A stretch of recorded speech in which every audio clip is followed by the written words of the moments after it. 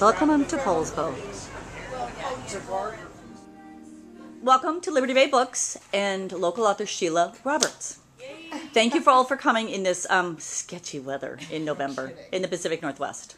Wow, yes. This is the true price of friendship. I told somebody the other day, no one is going to come to my funeral because I will have used up all my friend points on these flippin' book signings. They're going, how many of her book signings I went to? I'm not coming to her stupid funeral. She can just die on her own. So anyway, so that's that. But anyway, thank you very much for all coming out tonight. I appreciate it. We're going to be talking a little bit, about cool Christmas presents that you can give people that maybe aren't going to break the bank. The gifts made with love rather than a ton of money. And so I've got some samples here to show you, and we'll be doing a drawing for like a couple of these. But I wanted to start by showing you these snow globes and telling you the history. How cute are these? This is thanks to my daughter, or this would not be in one piece. My daughter and my friend Teresia. I called up, I have this little station in Portland that I always do TV stuff with. And I got this great idea. Well, it's a book. It's about snow globes. I said, you know what? I'll come down and I'll show people how to make handmade snow globes. Because I saw something on the internet. I thought, how hard can that be? And then I hung up and said a really bad word and said, what am I doing? I don't do crafts. I do not have the craft gene. It skipped a generation in my family. My mother had it. She was amazing. My daughter, there's nothing she can't do. Me, I can't even draw stick people. And so, of course, I called Rose in a panic and said, Rose!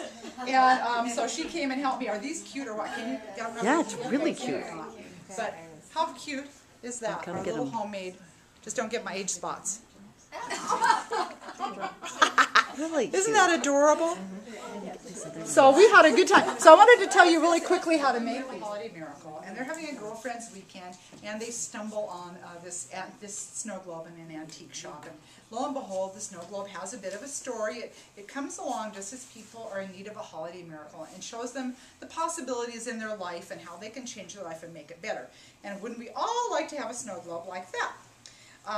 So anyway, it's kind of a fun book, and one of my gals needs to find Mr. Right. Her dirty, rotten fiance has dumped her for her sister. What a thing to do. And then we've got the gal who's kind of the Scrooge character, and she needs to make some changes in her life. And then the last gal has a family a little like mine that puts the fun in dysfunction.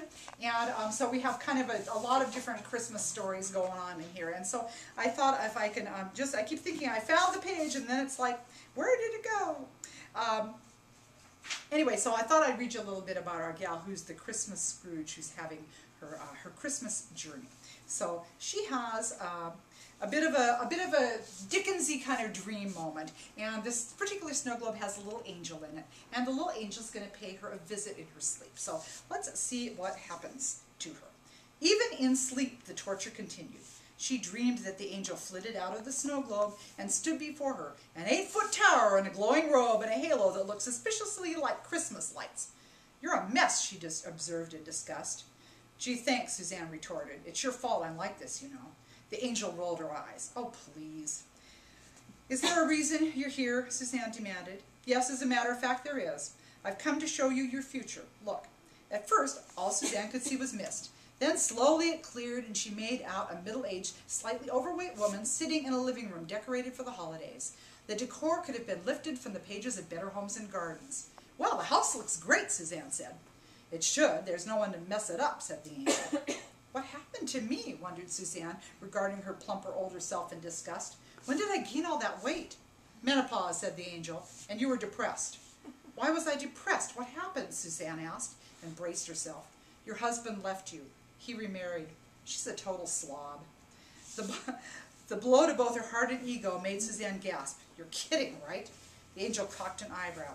Do you think angels kid about such things? Why did he leave? I don't understand. Oh, don't play dumb, snapped the angel, adjusting her halo. Why do you think he left? Suzanne decided to plead the fifth. What about my daughter? She asked in a small voice. Where is she? Look, the angel said with a sweep of her hand. Oh, good Lord, gasped Suzanne as the angel showed her a garish house laden with multicolored lights, its yard a dump for every plastic holiday decoration ever invented. Don't worry, said the angel. You don't have to deal with it. She never invites you over. She never comes to see you either. You're a pain in the butt. Suzanne blinked in shock. What kind of a way is that for an angel to talk? The truth hurts, said the angel. By the way, I brought you a present. She turned around and picked up something hiding behind her robe, and Suzanne saw it was a dog, a grown version of Happy. the puppy she didn't want to get. The dog jumped out of the angel's arms and ran over to Suzanne and chomped into her ankle with huge fangs.